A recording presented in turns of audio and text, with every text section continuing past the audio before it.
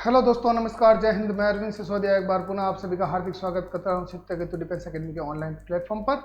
दोस्तों, मेरे प्यारे मित्रों, भाइयों, आज का जो टेस्ट पेपर सॉल्यूशन है वो 39वां टेस्ट पेपर सॉल्यूशन है और इसमें जीके के 15 क्वेश्चन हम देखेंगे। 15 क्वेश्चनों को हम पढ़ेंगे, याद करेंगे किस प्रकार से, जो कि आपके एग्जाम की दृष्टि से इंपॉर्टेंट है। चलिए दोस्तों, लाइव क्लास को ज्वाइन कीजिए, शेयर कीजिए, कमेंट कीजिए, कमेंट बॉक्स में रूप से जय हिंद लिखे पहला प्रश्न पढ़े और इसका उत्तर देने का प्रयास करें। चलिए आगे भैया, पहला प्रश्न क्या है? अपसौर की स्थिति होती है। अपसौर की स्थिति देखो, उपसौर अपसौर दो घटनाएं होती हैं, ठीक है, सूर्य और पृथ्वी के मध्य, यानी कि सूर्य पृथ्वी के कब नजदीक आता है और कब सूर्य पृथ्वी से सबसे दूर स्थित होता है। तो अपसौर उपसौर ये घटनाएं होती हैं, ठीक है, ये याद रखना आपको। तो अपसौर की घटना पूछी हमसे, तो अपसौर की घटना, ठीक है, अपसौर की घटना हो गई आपके 10 जनवरी 4 जुलाई बिल्कुल करेक्ट आंसर होगा। अपसौर की घटना आपके 4 जुलाई को होती है। कब होती है भैया? 4 जुलाई को अपसौर की घटना होती है।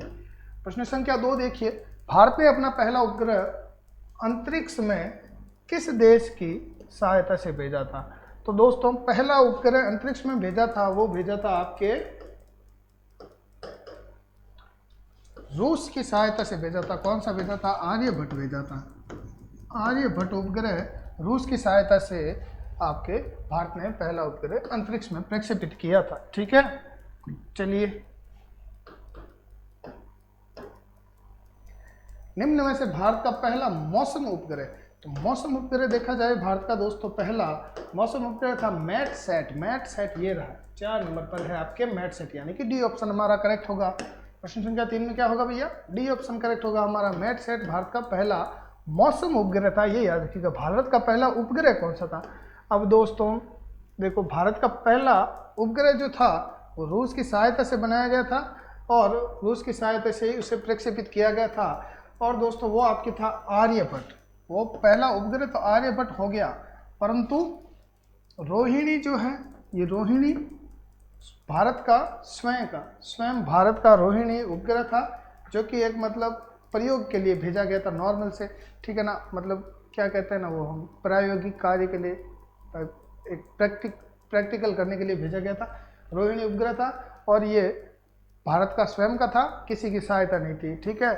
तो ऐसे पूछ लिया जाए कि भारत का बिना किसी सहायता के भारत का जो उपग्रह है प्रथम, वो कौन सा हो जाएगा? रोहिणी हो जाएगा। और आर्यभट्ट रूस की सहायता से भेजा गया था, ये हमारा आंसर करेक्ट हो जाएगा। भारत का पहला उपग्रह कौन सा था? आर्यभट्ट हो जाएगा, ठीक है।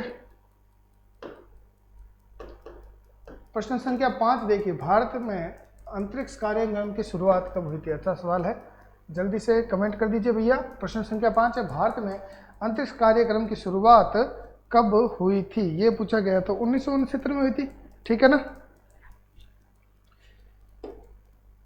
1969 में भारत में अंतरिक्ष कार्यक्रम की शुरुआत हुई थी और परमाणु ऊर्जा के लिए होमी जागिर भाभा आपके इंपॉर्टेंट थे, ठीक है ना, जनक थे परमाणु ऊर्जा भारत में। प्रश्न 6, पूना पैक्ट समझौता का संबंध था। पूना पैक्ट आपकी किसके मध्य हुआ था? गांधी जी और भीमराव अंबेडकर के मध्य हुआ था। हुआ किसके कारण था? दलित वर्गों के लिए उनकी सीटों से संबंधित ये एक्ट था।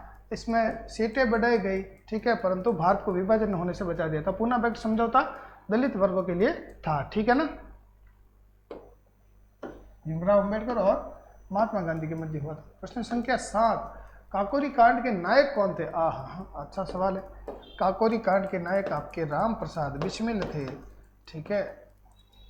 राम प्रसाद बिस्मिल काकोरी कांड के नायक थे और फिर काकोरी कांड खतरनाक हो गया था, बहुत ही चरम सीमा पर पहुंच गया था। प्रश्न संख्या 8, टिहरी बांध परियोजना किस नदी पर है? चंबल, कोयला, बेतवा या भागीरथी? भागीरथी नदी पर। टिहरी बांध कहां पर स्थित है भैया? भागीरथी नदी, भारत का सबसे ऊंचा बांध टिहरी बांध भागीरथी नदी पर।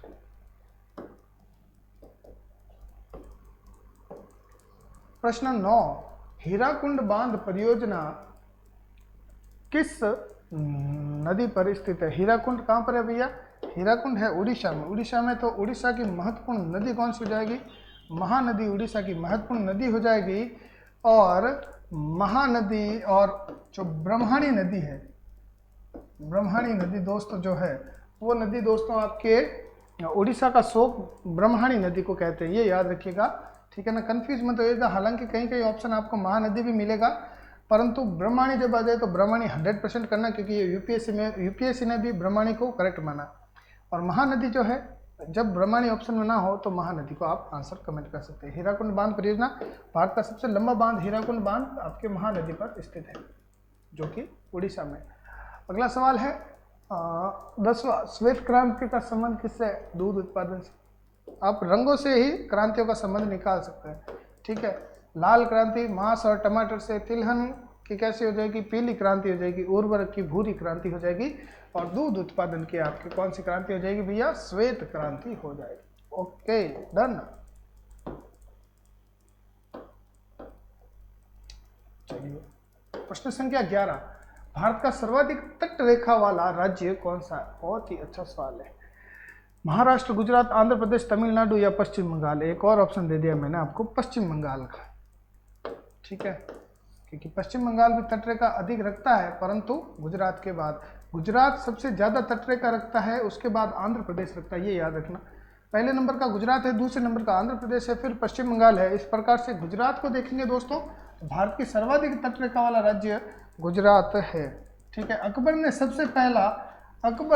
जो सबसे पहला समुद्र के दर्शन किए थे, उस समुद्र के दर्शन गुजरात अभियान पर किए थे। उस गुजरात अभियान के बाद सूरत को अकबर जीत गया था, और उसके बाद बुलंद दरवाजे का निर्माण करवाया था फतेहपुर सीकरी में। वो दरवाजा कोई इतना बड़ा नहीं है, पौड़ है, पौड़ बड़ी है, बाकी दरवाजा तो क्या है, छोटा ही उसका, ठीक है। तो पौड़ है, वो पौड़ ही हम उसको बुलंद दरवाजे के नाम से जाना जाता है, पूरा दरवाजे के रूप में। लाल क्रांति का संबंध है आलू, अंडा, प्याज, टमाटर, ठीक है। प्रश्न संख्या 12 होगी। अगला सवाल देखिए, प्रश्न संख्या 13, रजत क्रांति का संबंध है। रजत मांस, अंडा, कोयला या झींगा मछली? तो मांस का लाल हो गया, कोयला का कृष्ण क्रांति हो गया, अंडा उत्पादन हो गया रजत क्रांति, ठीक है, झींगा उत्पादन का हो गया गुलाबी क्रांति, ठीक है। गुलाबी, कृष्ण या काली क्रांति आपके, कोयला से हो गई, अंडा हो गई आपके रजत क्रांति, और मांस हो गई आपके लाल क्रांति, ठीक है, याद रखिएगा।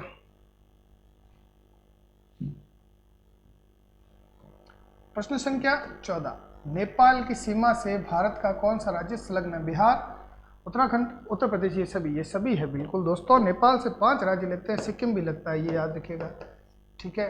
तो बिहार, उत्तराखंड, उत्तर प्रदेश, ये सभी बिल्कुल, ये सभी हमारा करेक्ट आंसर होगा। नेपाल की सीमा से जुड़े हुए राज्य उत्तराखंड, बिहार, उत्तर प्रदेश, ठीक है। लास्ट सवाल आज का आपके, निम्न में से कौन सा असम की राजधानी? असम की राजधानी तो दिसपुर हो जाएगी। असम की राजधानी ईटानगर, अरुणाचल प्रदेश, इम्फाल मणिपुर, आइजोल मिजोरम, ठीक है।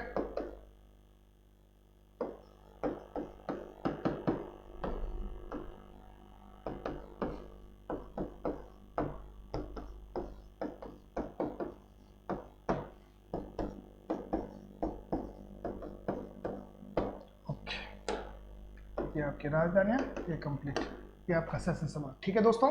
कल पुनः इसी समय आपसे मुलाकात करेंगे, तब तक के लिए धन्यवाद। जय हिंद और जय भारत।